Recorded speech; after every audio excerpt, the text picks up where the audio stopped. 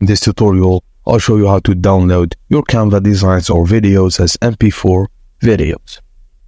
Firstly, start by opening Canva and navigating to your project. Go to the top right corner of the screen and click on the download icon. In the download section, tap on the file type drop-down menu. Choose MP4 as the format of video. Then Canva will process and download your design as an MP4 video. You can do that to every design or every flyer you make on Canva. You can make it as animations while download it with GIF, or you can download it directly as an MP4 video.